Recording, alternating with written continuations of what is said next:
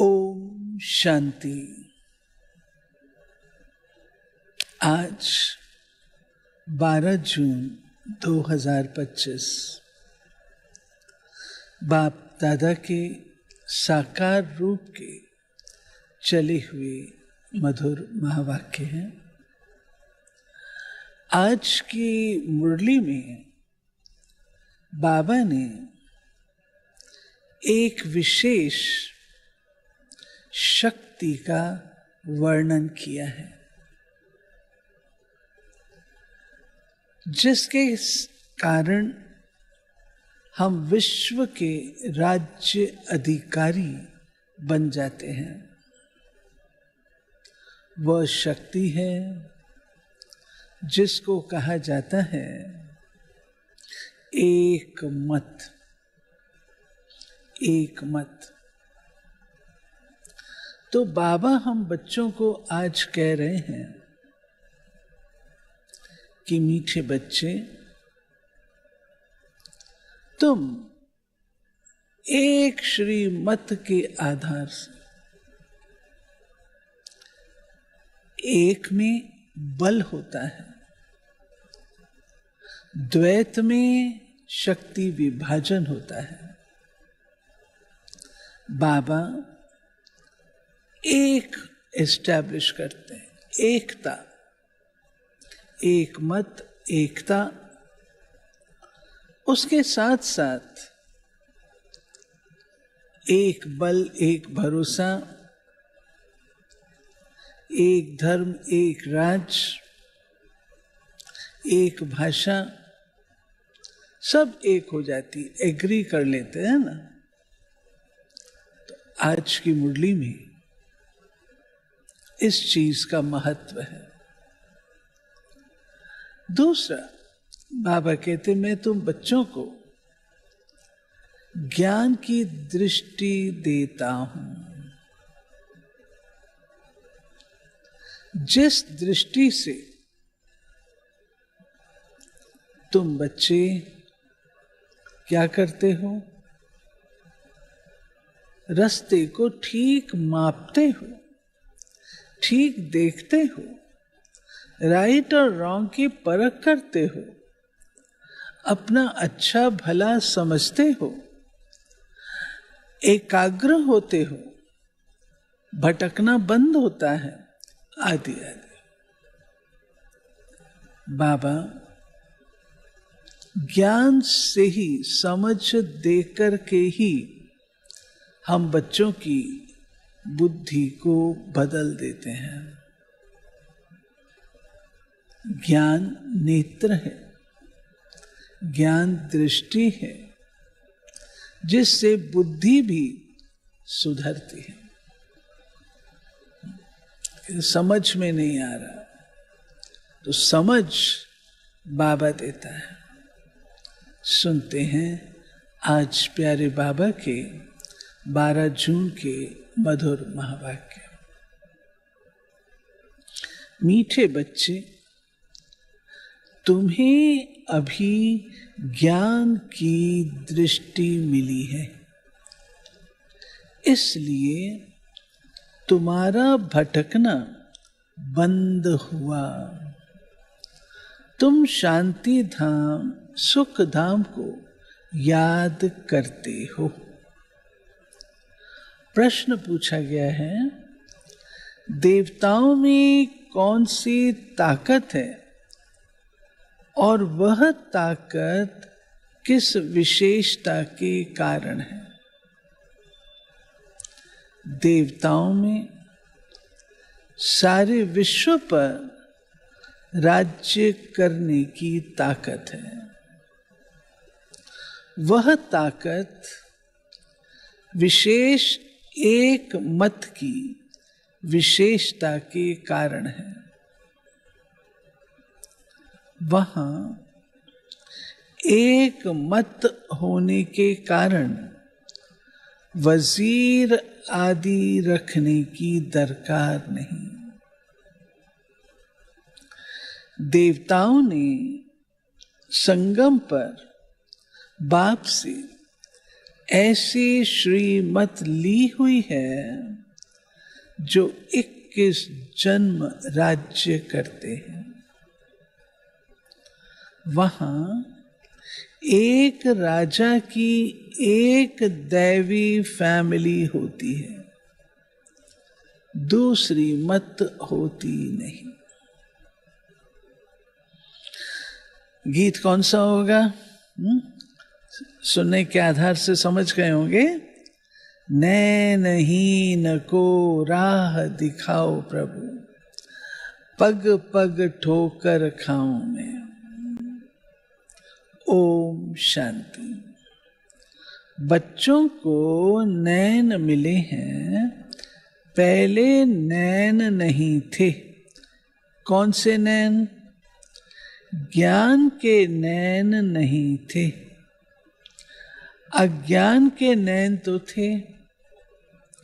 बच्चे जानते हैं ज्ञान सागर एक ही बाप है,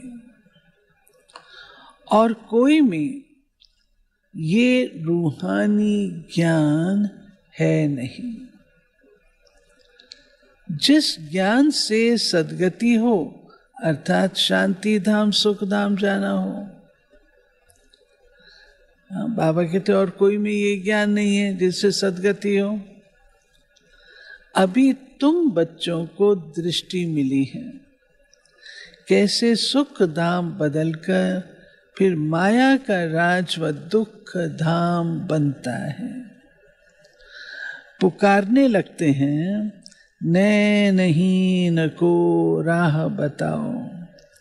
भक्ति मार्ग के यज्ञ दान पुण्य आदि से कोई राह नहीं मिलती है। कहाँ की? शांति धाम सुख धाम की। हर एक को अपना पार्ट बजाना ही है। बाप कहते हैं मुझे भी पार्ट मिला हुआ है। भक्ति मार्ग में पुकारते हैं, मुक्ति जीवन मुक्ति की राह बताओ। उसके लिए कितने यज्ञ तप दान पुण्य आदि करते हैं, कितना भटकते हैं। शांति धाम सुख धाम में भटकना नहीं होता। ये भी तुम जानते हो, वो तो सिर्फ शास्त्रों की पढ़ाई और जिस्मानी पढ़ाई को ही जानते हैं। इस रूहानी बाप को तो बिल्कुल जानते ही नहीं। रूहानी बाप ज्ञान तब आकर देते हैं जबकि सर्व की सद्गति होती है। बाबा कहते मैं तब आता हूं जब सारे एक्टर्स हैं, सबको इकट्ठी दूंगा। ऐसे थोड़े पीस मील में देता रहूंगा, पहले इनको पहले इनको पहले ना, सबको इकट्ठी दें। तो सारे एक्टर्स चाहिए, तो मैं कब आऊंगा? जब सारे एक्टर्स इकट्ठे हो जाएं। वो होता है कल्प के अंत में। बाबा कहते हैं पुरानी दुनिया बदलनी होती है, मनुष्य से देवता बनते हैं, फिर सारी सृष्टि पर एक ही राज्य होता है देवी देवताओं का, जिसको ही स्वर्ग कहते हैं। ये भी भारतवासी जानते हैं। आदि सनातन देवी देवता धर्म भारत में ही था। उस समय कोई और धर्म नहीं था। तुम बच्चों के लिए अभी है संगम युग, बाकी सब हैं कलयुग में। तुम पुरुषोत्तम संगम युग पर बैठे हो। कहाँ हो भाई साहब? पुरुषोत्तम संगम युग पर, बाकी कलयुग में है। अभी कोई सॉवरेंटी किंगडम तो है नहीं। अनेक मतों से राज्य चलता है। सतयुग में तो एक महाराजा की ही मत चलती है, वजीर नहीं होते, इतनी ताकत रहती है। फिर जब पतित बनते हैं तो वजीर आदि रखते हैं, क्योंकि वह ताकत नहीं रहती। अभी तो है ही प्रजा का राज्य। सतयुग में एक मत होने से ताकत रहती है। अभी तुम वह ताकत ले रहे हो। 21 जन्म इंडिपेंडेंट राजाई करते हो, अपनी ही दैवी फैमिली है। अभी ये है तुम्हारा ईश्वरीय परिवार। बाप कहते हैं अपने को आत्मा समझ, बाप की याद में रहते हो तो तुम ईश्वरीय परिवार के हो। अगर देह अभिमान में आकर भूल जाते हो तो सुनो क्या कहा है बाबा ने। अगर देह अभिमान में आकर के बाबा को भूल जाते हो तो सुन लो, आसुरी परिवार के हो। तो बाबा कहते मेरे परिवार का मेंबर शांत शीतल होगा, मैनर्स वाला होगा। मेरे परिवार का मेंबर जो है वो आसुरी गुणों वाला थोड़ी होगा। 1 सेकंड में ईश्वरी संप्रदाय के, 1 सेकंड में आसुरी संप्रदाय के बन जाते हो।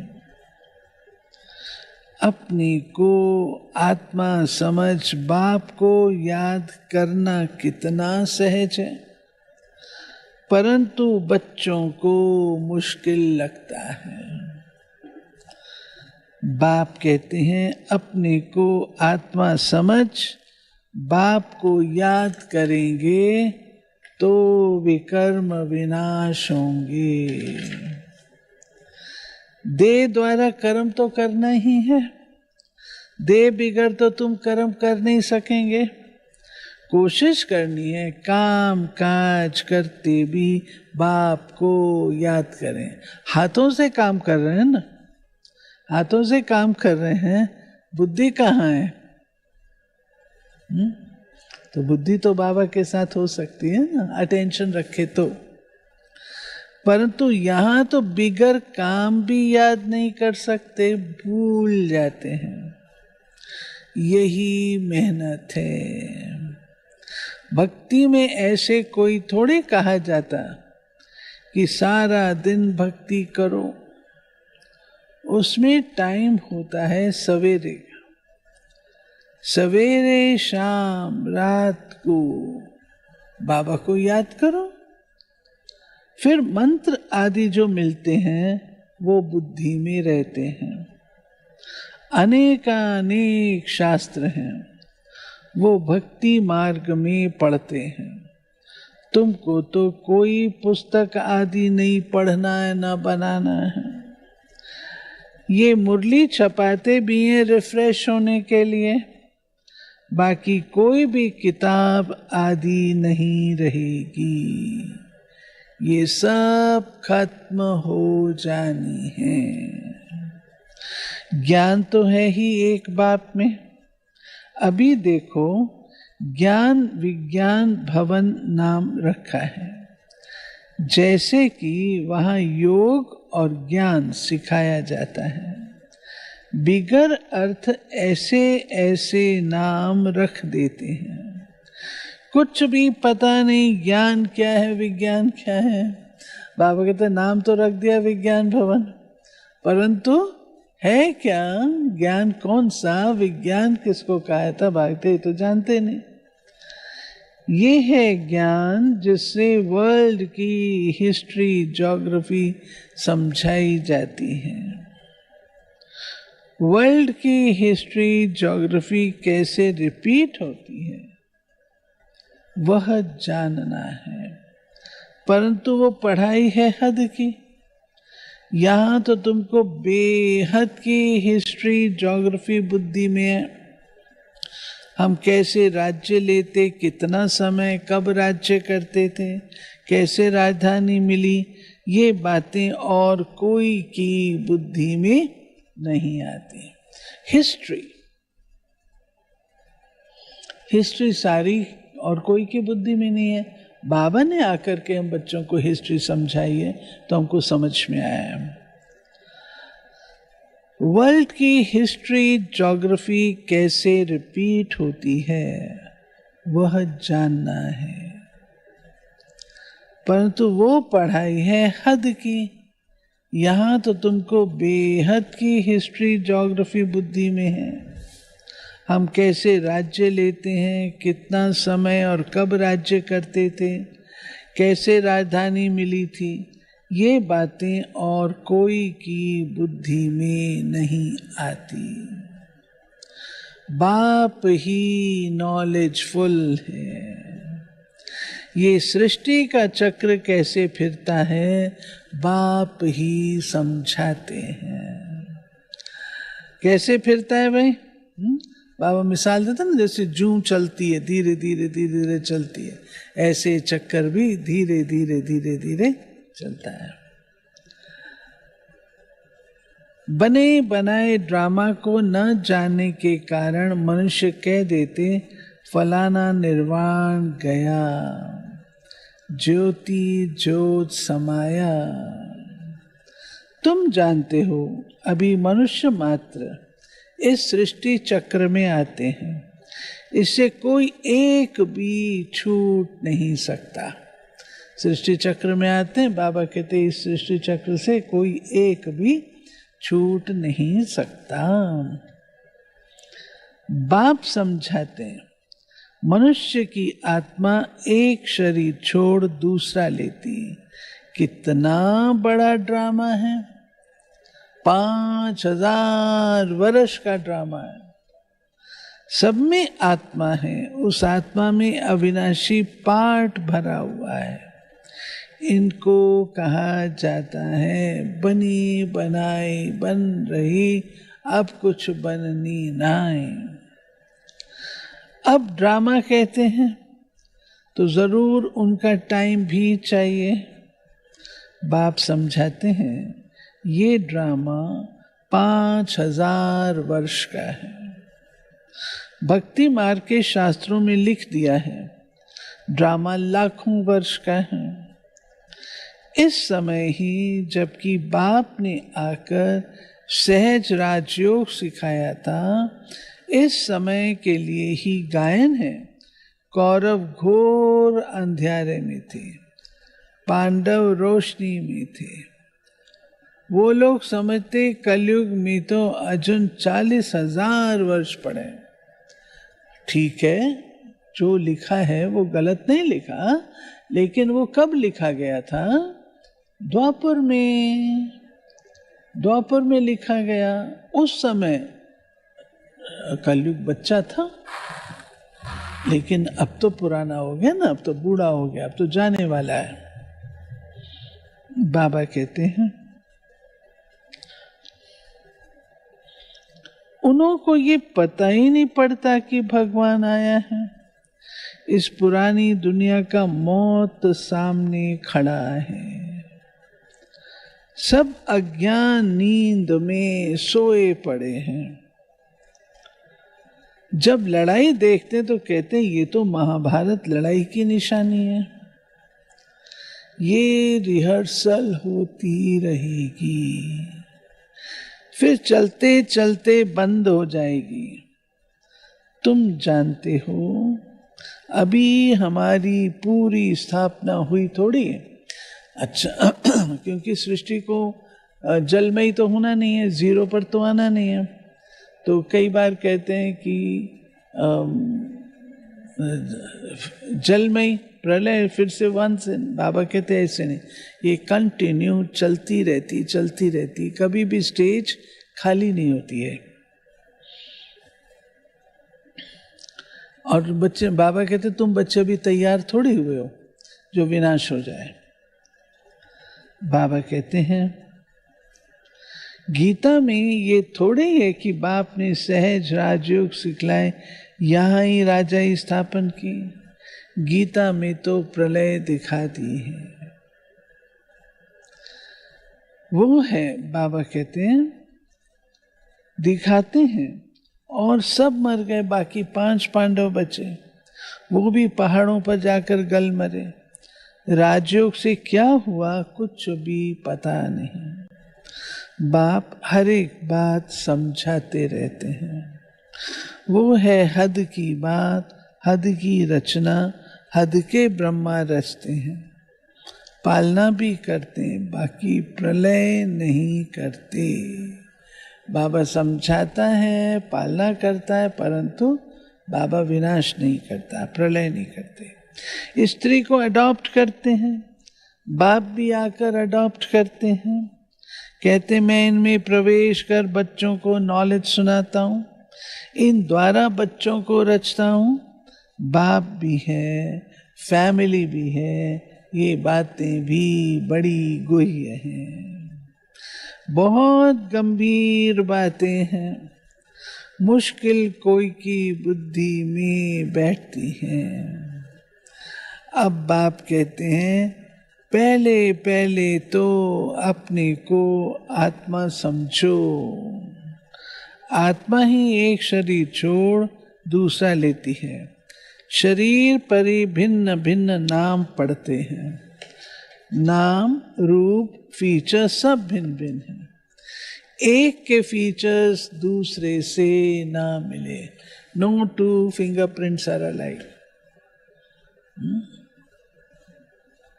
फीचर्स सबके अलग अलग, एक का फीचर दूसरे से नहीं मिलता। हर एक आत्मा के जन्म जन्मांतर के अपने फीचर्स हैं, अपनी एक्ट ड्रामा में नूंधी हुई है, इसलिए इनको बना बनाया ड्रामा कहते हैं। अभी बेहद का बाप कहते मुझे याद करो, तो क्या होगा? विकर्म विनाश हो। तो हम क्यों ना बाप को याद करें? यही मेहनत की बात है। तुम बच्चे जब याद की यात्रा में बैठते हो तो माया के तूफान आते हैं। हाँ, आते हैं, याद में आते हैं। खाली बैठे हैं ना, फ्री बैठे हैं, बाबा को याद कर रहे हैं, लेकिन तूफान उसी समय आएंगे। युद्ध चलता है, उससे घबराना नहीं है। माया घड़ी घड़ी याद को तोड़ेगी।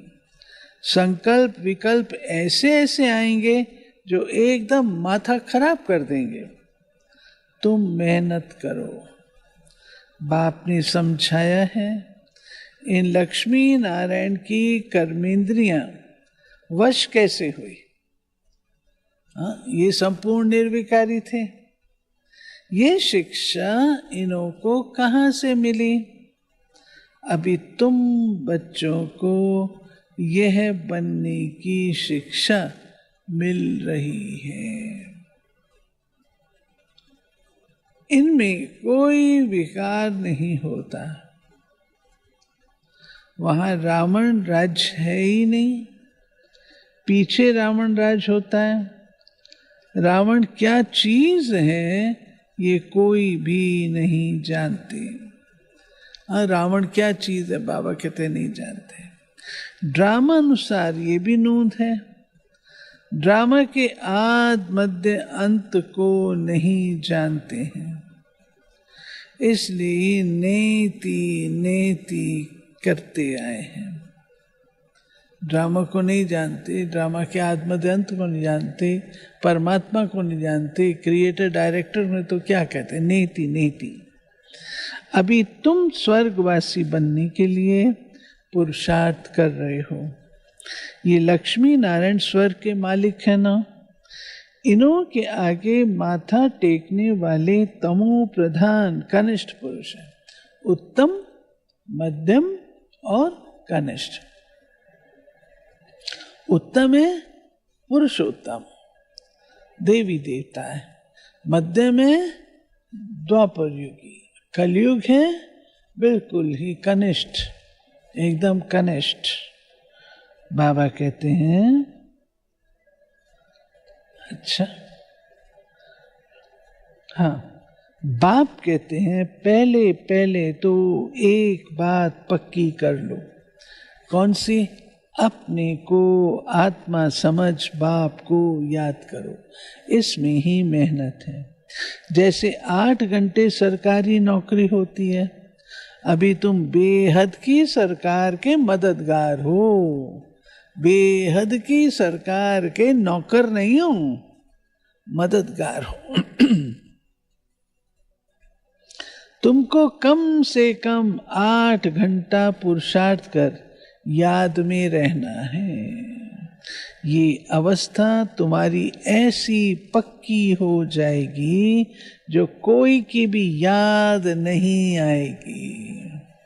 बाबा को याद करते करते, अभ्यास करते करते ऐसी अवस्था हो जाएगी, बाबा कहते कोई की भी याद नहीं आएगी।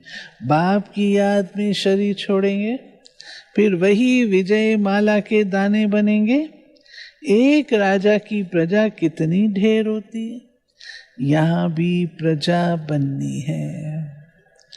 तुम विजय माला के दाने पूजने लायक बनेंगे। हम विजय माला है ना, जिसको चलाते भी रहते हैं, फेरते रहते हैं और फिर सिर्फ ऐसे नैनों से लगाते हैं, चूमते हैं। बाबा कहते हैं हाँ, 16,108 की माला भी होती है, एक बड़े बॉक्स में पड़ी रहती है। हाँ, एक लाइन में सो, एक राजा की प्रजा कितनी ढेर होती है, यहाँ भी प्रजा बननी है। तुम विजय माला के दाने पूजने लायक बनेंगे। 16,108 की माला भी होती है, एक बड़े बॉक्स में पड़ी रहती है।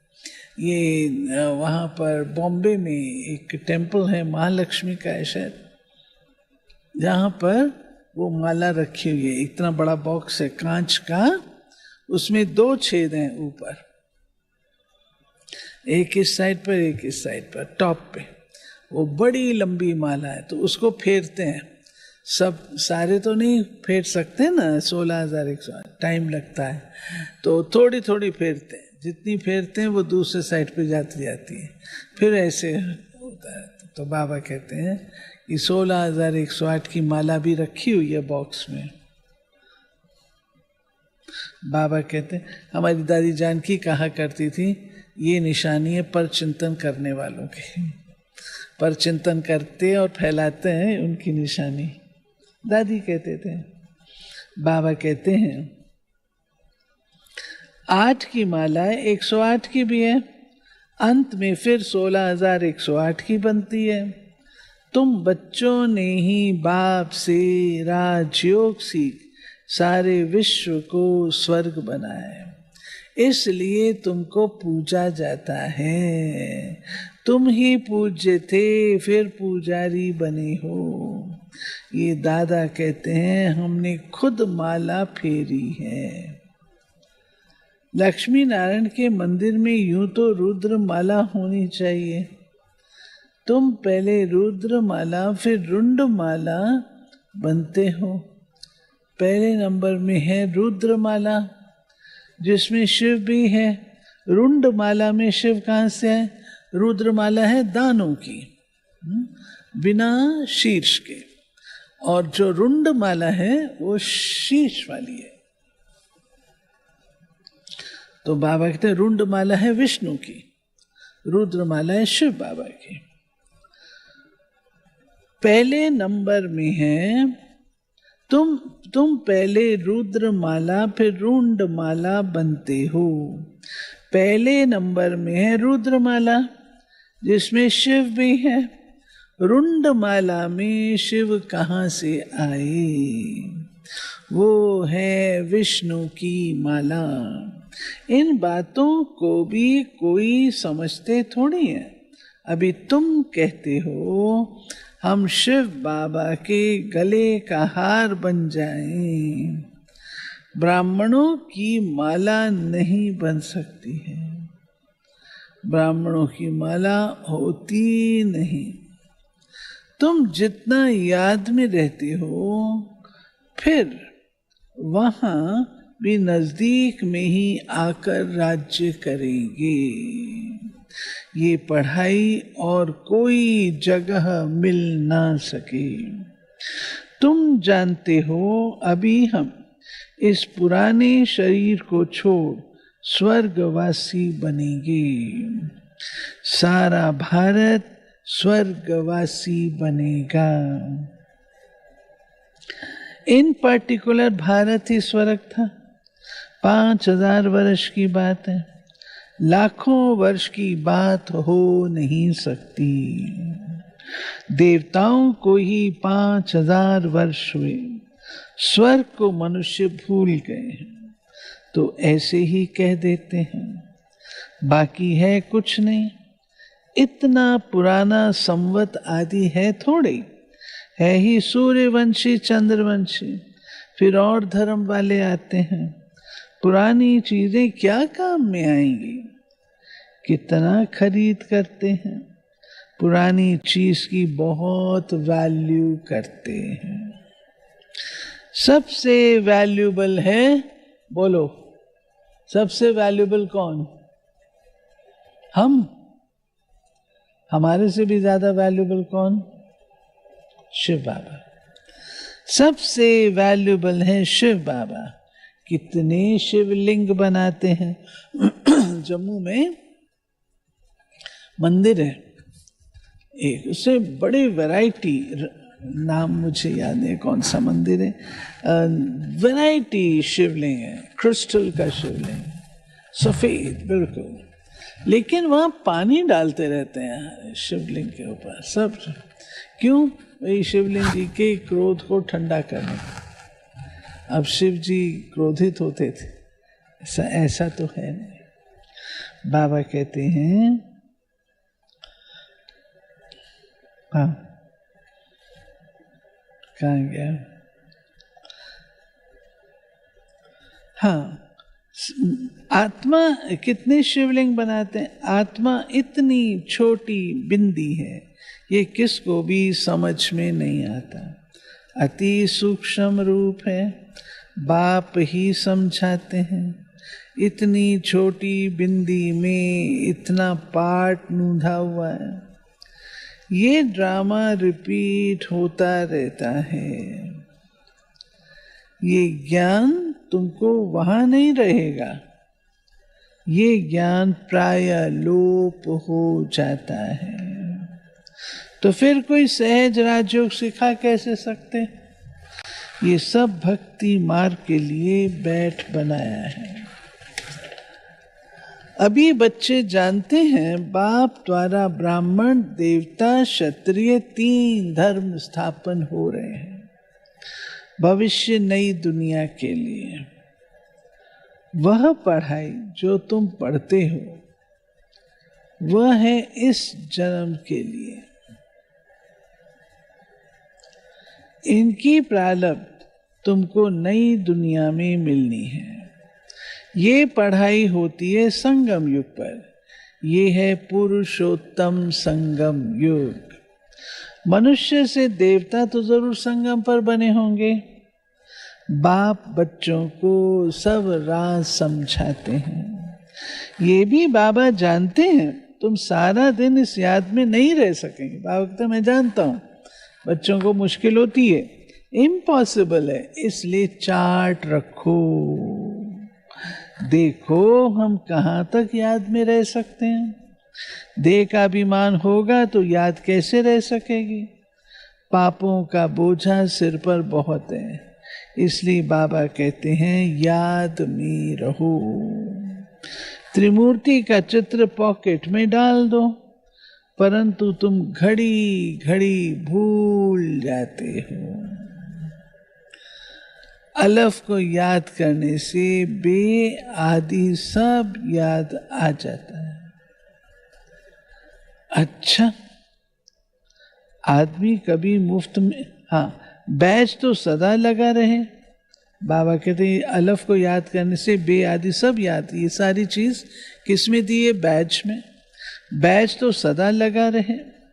लिटरेचर भी हो, कोई भी अच्छा आदमी हो तो उसको देना चाहिए। अच्छा आदमी कभी मुफ्त में लेंगे नहीं। बोले इसका क्या पैसा है? बोलो ये गरीबों को तो मुफ्त में दिया जाता है, बाकी जिसने जो दिया, जो जितना दे। रॉयल्टी होनी चाहिए। बाबा कहते हैं रॉयल्टी रखो। तुम्हारी रस्म रिवाज दुनिया से बिल्कुल न्यारी होनी चाहिए। रॉयल आदमी आप ही कुछ ना कुछ दे देंगे। ये तो हम सबको देते हैं कल्याण के लिए। कोई पढ़कर फिर तुमको पैसे भेज देंगे। खर्चा तो तुम करते हो। बोलो हम अपना तन मन धन भारत की सेवा में खर्च करते हैं। हम अपना तन मन धन भारत की सेवा में खर्च करते हैं। अच्छा, मीठे मीठे सिक्के लधे बच्चों प्रति मात पिता बाप दादा का याद प्यार और गुड मॉर्निंग। रूहानी बाप की रूहानी बच्चों को नमस्ते। हम रूहानी बच्चों की रूहानी बाप को नमस्ते। धारणा के लिए इस बेहद की सरकार को मदद करने के लिए कम से कम 8 घंटा याद में रहने का पुरुषार्थ करना है। याद में जो माया विघ्न डालती है उससे घबराना नहीं है। दूसरा, इस पुरुषोत्तम संगम युग पर ईश्वरी संप्रदाय का बन ईश्वर की मत पर चलना है। कर्म करते भी एक बाप की याद में रहने का अभ्यास करना है। वरदान। अंतर्मुक्ता की गुफा में रहने वाले देह से न्यारे देही भाव। अंतर्मुक्ता की गुफा में रहने वाले देह से न्यारे देही भाव। जो पांडवों की गुफाएं दिखाते हैं वो यही अंतर्मुक्ता की गुफाएं। जितना देह से न्यारे देही रूप में स्थित होने की गुफा में रहते हो उतना दुनिया के वातावरण से परे हो जाते हो। वातावरण के प्रभाव में नहीं आते। अंतर्मुक्ता माना साइलेंस में, अंदर अपन को देखना। जैसे गुफा के अंदर रहने से बाहर के वातावरण से परे हो जाते हैं, ऐसे ये अंतर्मुक्ता की गुफा भी सबसे न्यारा और बाप का प्यारा बना देती है। और जो बाप का प्यारा है वो स्वतः सबसे न्यारा हो जाता है। स्लोगन। साधना बीज है और साधन उसका विस्तार है। विस्तार में साधना को छिपा नहीं देना। बाबा का रहस्य साधना को इम्पोर्टेंस देनी है। अच्छा, साधना बीज है, साधन उसका विस्तार है। विस्तार में साधना को छिपा नहीं देना। हाँ, साधनों में मशगूल हो गए, साधनों मस्त हो गए तो साधना गई। अव्यक्त इशारे। अंतर्मुखी की निशानी सदा सागर के तले में खोए हुए गंभीर मूरत चेहरे द्वारा आत्मिक स्थिति के चिन्ह दिखाई देंगे। एक और मनन चिंतन करने वाला चेहरा, फिर रमणीक अर्थात मुस्कुराता हुआ चेहरा। दोनों ही लक्षण सूरत से प्रत्यक्ष होंगे। अंतर्मुखी सदा हर्षित मुख दिखाई देंगे, क्योंकि माया का सामना करना अर्थात समाप्त हो, माया का बाबा कहते हैं अंतर्मुखी सदा हर्षित मुख दिखाई देंगे। जो अंतर्मुखी होगा सदा हर्षित होगा। क्यों? क्योंकि माया का सामना करना समाप्त हो जाएगा, माया का सामना करना ही नहीं पड़ेगा।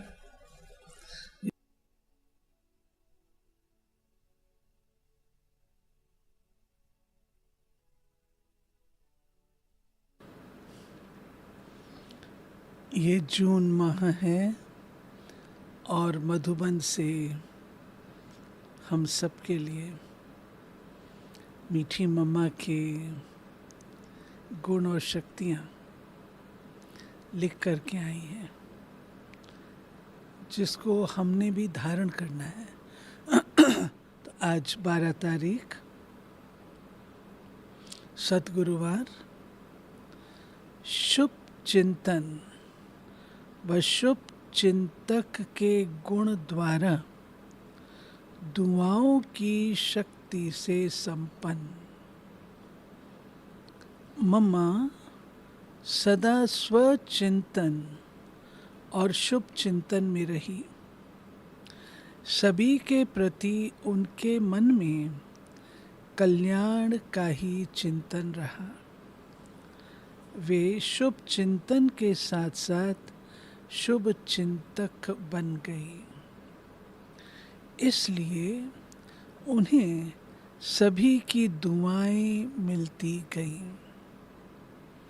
वे दुआओं के खजाने से, उनकी शक्तियों से संपन्न बन गई। उनके सामने कोई कैसा भी आया उसे गुण दान करती रही, इसलिए सभी उन्हें दिल से कहते मम्मा।